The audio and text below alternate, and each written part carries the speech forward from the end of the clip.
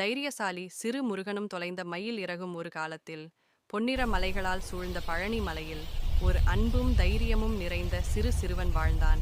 அவன் பெயர் முருகன். அவனின் கண்கள் வைரமென பிரகாசித்தது. முகத்தில் எப்போதும் இனிய புன்னகை. கையில் அவன் தாயான பார்வதி தேவியால் அளிக்கப்பட்ட வெல் இருந்தது. அவனுடைய மிகச்சிறந்த தோழன் ஒரு வண்ணமயமான மயில். ஒவ்வொரு காலையிலும் முருகன் மயிலின் மேல் ஏறி பசுமை மலையை கடந்து பறந்து சென்று குழந்தைகளையும் மிருகங்களையும் சந்தித்து உதவுவான். அனைவரும் அவனை நேசித்தார்கள், ஏனெனில் அவன் எப்போதும் அறிவையும் அன்பையும் புன்னகையுடன் பகிர்ந்தான். ஒரு காலையில் சூரியன் பொன்னிறமாக உதித்தது. அப்போது முருகன் கவனித்தான், மயிலின் மிக அழகான நீல இறகு காணவில்லை. ஐயோ என்று கவலையுடன் அழுதது மயில். அந்த இறகில் வானவில் சக்தி இருந்தது. முருகன் மெதுவாகச் சிரித்தான். கவலைப்படாதே மயிலே, நாம் அதை சேர்ந்து கண்டுபிடிப்போம். அவர்கள் நதிகளை தாண்டியும் மேகங்களை கடந்து எல்லா விலங்குகளும் பேசும் அறிவின் காடிற்கு பறந்தனர். விநாயகரை சந்தித்தது. அங்கு முருகன் தன் அண்ணன் விநாயகரை பார்த்தான்.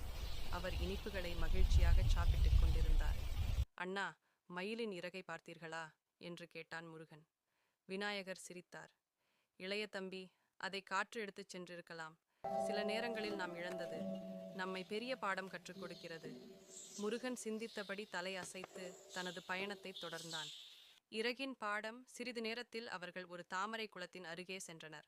அங்கு சிறிய வண்ணத்து பூச்சிகள் கூட்டமாக அந்த இறகை காக்கும் போல் இருந்தது.